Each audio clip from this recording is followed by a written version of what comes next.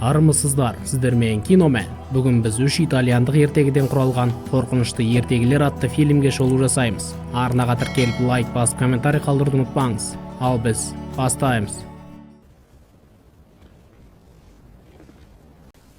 Кажется, это свиная шкура. Нет! Фильм сапаршы сайқымазақтардың хан сарайында өнер көрсетулерінен бастау алады. Әртістер Тұманды алқаптың королі және әйелінің алдында өнер көрсетуде. Король мен шенеуліктері сайқымазақтардың қойылымына шексілесі қатып күліп жатқанда әйеліне қойылым ұнамайды. Бір сәтте әртіс әйелдің киімінің алды шешіліп кеткенде аяғы ауыр екені байқалады.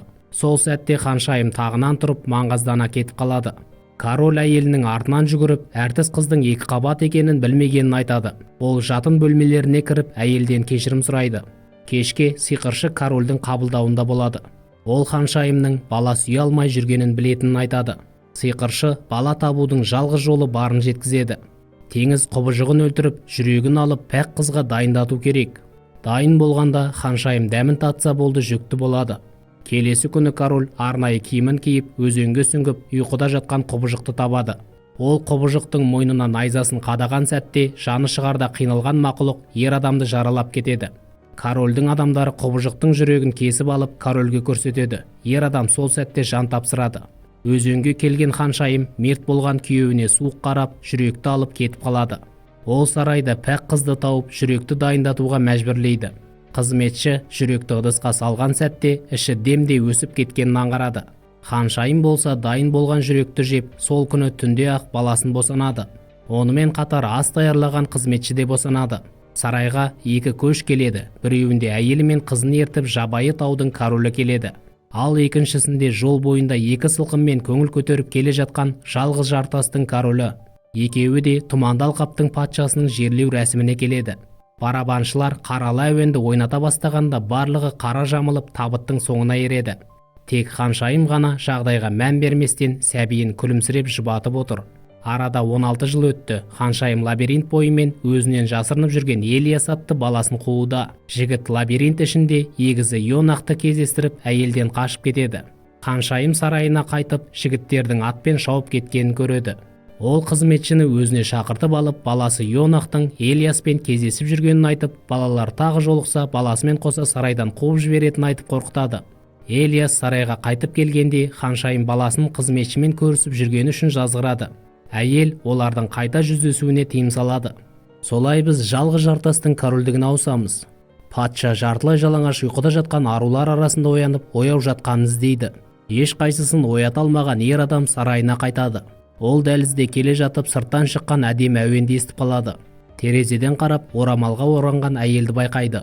Ер адам оның кім екенін, жасы қанша екенін сұрайды. Бірақ белгісіз жан үйіне жасырынады.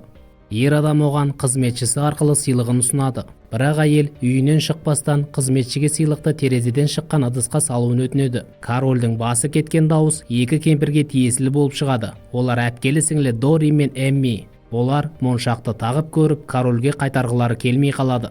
Түнде король олардың үйіне келіп, қызды қатты қалап тұрғанын айтып сыртқа шығуын өтінеді. Эмма әпкесінен ойнатуын сұрағандықтан кемпір корольден 1 аптадан кейін келуін өтінеді. Сонда ол саусағын көрсетпекші. Сасып қалған король не болса да келісіп, 7 күннен кейін келуге келіседі. Әрі қарай біз жабайы тау корольдігіне ауысамыз. Король мен қонақтарының алдында қызы өнер көрсетуде. Әуезді әуен ойнатылып жатқанда ер адамның көзі бетке түседі. Басында оның жыны ұстағанымен артынша қызығушылық оянады. Патшаның жәндікпен әуестенгені соншалық қызының әуенді аяқтағанын аңғармайды. Ол салқын қанды қолын соғып, қызын қапаландырған күйі кетіп қалады. Король жатын орнына келіп саусағын қанатып битке ішкізеді. Содан кейін оны қорапшаға жайғастырады. Ер адамның битпен әуестенгені соншалық барлық тірліктерін тастап, уақытын жәндікке арнайды. Күндердің бір күнінде қызы тұрмысқа шыққысы келетінін меңзеп, күйеу тауып беруін сұрайды. Ер адам уақыттың әлі келмегенін айтады. Ол мысық тәрізді болып өсіп, цок-цок деп атаған битіне ет әкеліп береді. Тұманды алқаптың ханшайымы сарайында ұйқыға дайындалып жатады. Ол өтіп бара жатқан баласын шақыртып алып, сырғасын тағып беруін өтінеді. Бала әшекейді таққаннан кейін әйел оның үстін иіскелей бастайды. Содан кейін оның түрі өзгеріп кетеді. Ханзада өзінің бөлмесіне кетеді. Бұл бала Ханзада Элиас емес, Йонах болып шығады. Ол досына оның анасын алдап соққанын айтады. Ханзада бұндайға таңырқай қуанады. Ол 2 жылдан кейін таққа отырғанда мемлекетті кезекпен басқарғысы келеді. Екі жігіттің әңгімесін ханшайым тыңдап тұрады. Йонах сарайдан жасырын жолмен кетпек болғанда, оны ханшайым өлтірмек болады. Бала шошқалар денесінің арасына жасырынып, әйелден қашып кетеді. Келесі күні ханзада Йонахтың анасымен қоштасып кеткелі жатқанын көреді. Ол жолдасына келіп не болғанын сұрайды. Жігіт оған патшалықтан кетіп бара жатқанын айтады. Ол жолдасына сәттілік тілеп, атына отырып кетіп қалады. Сол уақытта кемпір Эмма саусағын жасартумен әлек болып жатады. Ол саусағына май жағып орап тастайды. Бірақ белгіленген күні саусағын шешіп, одан бетер ұсқынсызданып кеткенін аңғарады. Сол сәтте король есікті қағып, уәде етілгендей саусақты көргісі келетінін айтады. Эмма Дораныкі әдемі болғандықтан саусағын шығарады. Король саусақты құштарлана сүйіп, қызды толықтай көргісі келетінін айтады. Дора корольдің бөлмесіне барып түнді өткізуге келіседі. Бірақ барлық шамдар сөндіріліп, кездесу қараңғыда өткенде ғана оған ер адам келісе кетеді. Сол түні Дора әжім басып салбыраған денесін тартқаннан кейін сарайға бет алады. Қараңғыда ол төсекке жатады. Оған король қосыла кетеді. Түнде ер адам оянып кетіп, өзінің таңдауының түрін көрмек болады. Ол шамды ғашығының бетіне жақындатып, әжім басқан кемпірді көреді. Ер адам күзетшіні шақыртып, Дораны терезеден лақтыртып жібереді. Бірақ әйел төсеніштердің арқасында ағаштарға ілініп аман қалады. Орманнан оны мыстан тауып алады.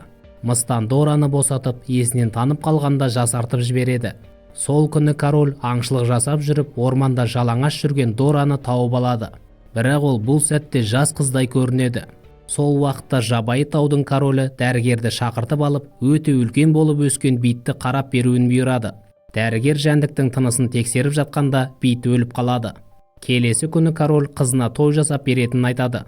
Бірақ ол күйеу жігітті әлі таппаған, сол себепті байқау ұйымдастырады.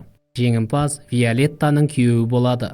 Король биттің терісін сыпырып алып, ненің терісі екенін тапқан адамға қызын беруге уәде береді. Байқауда алып адам жегіш жеңіп шығады. Корольге қызының қарсылығына қарамастан сөзінде тұрудан басқа амал қалмайды. Адам жегіш қызды сүйектер толы үңгіріне алып келеді. Элиас бұл уақытта Йонахты іздеп сарайдан қашып кетеді. Ол оның анасынан Йонахтың бірнеше күннен бері келмегенін біледі. Ханзада досын іздеп орманға аттанады. Тұманды алқаптың ханшайымы баласын іздестіре келе тағы сиқыршыдан көмек сұрайды. Ер адам оған өте үлкен ақы төлеуге тура келетінін айтады. Оған әйел келіседі. Сол уақытта үңгірге құлап қалған Йонах аяғын жарақаттап алған. Ол шығуға әрекет жасағанда үлкен жарғанат шабуыл жасайды. Жігіт одан қашып тар жерге еніп кетеді, бірақ құбыжық одан қалар емес. Оның айқайын естіген Элиас егізіне шығуға көмектеседі. Элиасты көрген жарғанат шабуылын тоқтатады. Бұны пайдаланған жас ханзада қанжарымен құбыжықты өлтіріп, жолдасымен үңгірден шығады. Ал жарғанаттың өлі денесі сиқырланған ханшайымға айналады. Жалғыз жартас корольдігінде Эмма ханшайымның үйлену тойына шақырту алады. Кемпір сарайға келгенде жасарып кеткен Дора оны күтіп алады. Ол корольге тұрмысқа шығуда. Тойдан кейін Эмма сарайдан кеткісі келмей, әпкесінен қалай қайта жасаруға болатынын айтуын сұрайды. Бірақ Дора ештеңке білмейді. Ол терісін біреу сыпырып тастаған тәрізді екенін айтады. Сол сәтте бөлмеге король кіргендіктен Дора сіңлісін есік артына жасырып дыбысын шығармауын бұйырады. Бірақ Эмма олардың жақындасқанына қараймын деп ер адамның көзіне түсіп қалады. Король күзетшілерін шақыртып кемпірді қуып шығарады. Бұдан кейін кемпір шаштаразды тауып қайта жасару үшін терісін сыпыруын өтінеді. Ер адам кемпірді орманға келіп терісін сыпырып тастайды. Қанға боялған кемпір сарайға қайта келеді. Сол уақытта жабайы таудың ханшайымы адам жегішпен өмірін жалғастырып келеді. Ол азық іздеуге кеткенде қыз әйелді кездестіріп көмектесуін сұрайды. Әйел құтқаруға уәде береді. Келесі күні құбыжық теріні тазалап отырғанда Виолетта жартасқа шығып жас жігітті көреді. Ол қызды көтеріп жартастың арасында тартылған арқанмен өте бастайды. Адам жегіш бөтеннің иісін сезіп арттарынан қуады. Ол қашқындарға жете бастағанда әйел арқанды кесіп тастайды. Солай ол жартастан құлап кетеді. Бостандыққа шыққан Виолетта сапаршы әртістермен арбада келе жатқанда тірі қалған адам жегіш шабуыл жасайды. Ол адамдардың барлығын біртіндеп өлтіріп тастайды. Содан кейін ханшайымды ұстап алады. Қыз онымен үңгірге қайтуға келіскендей кейіп танытады. Бірақ мақұлық оны арқасына шығарған сәтте Виолетта тамағын орып жібереді. Қанға боялған қыз сарайына алыптың басын қаппен алып келеді. Оның әкесі тізерлеп тұрып кешірім сұрайды. Фильмнің соңына қарай Виолетта әкесінің орнына таққа отырады. Таққа отыру рәсіміне көрші корольдіктен қонақтар келген. Олардың ішінде Элиас пен Дораны ерткен жалғыз жартастың королі де бар. Рәсім кезінде Дора өзінің бұрынғы қалпіне орала бастағаннан аңғарып сарайдан қашып кетеді. Осылай фильм аяқталады. Арнаға тіркеліп лайк басып комментарий қалдыруды ұмытпаңыз. Сіздермен Киномен.